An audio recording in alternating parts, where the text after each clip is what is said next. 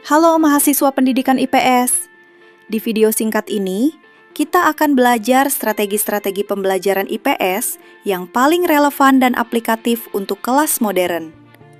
Mulai dari expository, inquiry, problem-based learning, sampai micro-teaching. Yuk, kita mulai! Menurut Kopp dan Bruce Larson, strategi pembelajaran adalah rangkaian tindakan terencana yang membantu guru menciptakan pengalaman belajar yang aktif, relevan, dan bermakna.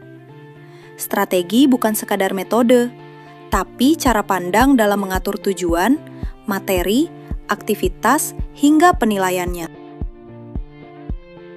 Strategi pembelajaran IPS sangat erat dengan teori belajar. Behavioristik cocok untuk pembelajaran ekspositori dan latihan drill. Konstruktivistik pas untuk inquiry, problem-based learning, dan CTL. Humanistik mendukung pembelajaran kooperatif dan nilai-nilai sosial. Jadi, strategi selalu lahir dari pemahaman teori belajar. Menurut Kopp, guru IPS harus kreatif memanfaatkan sumber belajar, seperti peta, infografik, dokumen sejarah, video, berita, lingkungan sekitar, dan bahkan fenomena sosial yang sedang terjadi. Semakin otentik sumbernya, semakin mudah memahami konsep. Strategi expository adalah strategi teacher-centered yang fokus pada penjelasan langsung. Cocok untuk materi konsep dasar seperti peta, sistem pemerintahan, atau istilah ekonomi. Kuncinya adalah penjelasan singkat, terstruktur, dan disertai contoh visual. Dalam pembelajaran inquiry, siswa belajar seperti peneliti. Mereka mengamati fenomena, mengajukan pertanyaan, mencari data, lalu menarik kesimpulan.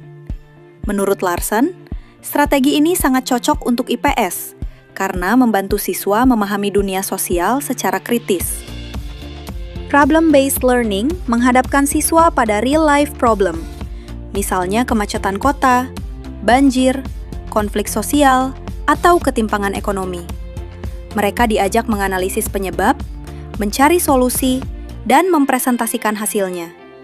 Strategi ini mengasah kemampuan berpikir tingkat tinggi. Pembelajaran kooperatif menekankan kerjasama.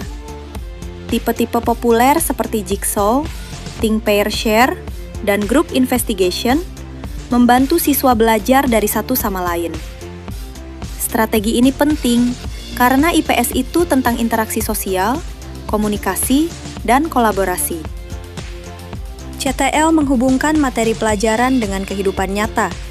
Contohnya, belajar ekonomi sambil observasi pasar lokal, atau belajar geografi sambil menganalisis kondisi lingkungan sekitar. Menurut Kopp, CTL membuat pembelajaran lebih bermakna dan grounded. Strategi induktif dimulai dari contoh menuju konsep. Deduktif kebalikannya, dari konsep ke contoh. Dalam IPS, guru bisa menggunakan keduanya secara fleksibel, tergantung tujuan pembelajaran dan karakter materi. Contoh sederhana, guru IPS ingin mengajarkan topik perubahan sosial. Ia membuka dengan video singkat fenomena urbanisasi. Lalu, siswa berdiskusi dalam kelompok kecil tentang faktor penyebab. Siswa mencari data tambahan di ponsel atau artikel online. Akhirnya, mereka menganalisis masalah urbanisasi besar seperti Jakarta. Satu topik, banyak strategi. Dalam micro-teaching, mahasiswa perlu menunjukkan kemampuan memilih strategi yang tepat, merumuskan tujuan pembelajaran, menyusun kegiatan pembuka, inti, penutup, menentukan sumber belajar, menerapkan strategi seperti kooperatif, CTL, atau inquiry, mengelola kelas dan interaksi siswa, serta melakukan asesmen sederhana. Micro-teaching adalah latihan penting untuk membangun teaching identity kalian sebagai calon guru IPS. Teman-teman, itulah rangkuman strategi pembelajaran IPS dalam 5 menit. Semoga bisa membantu kalian lebih siap menghadapi kelas dan micro-teaching. Sampai jumpa di video berikutnya.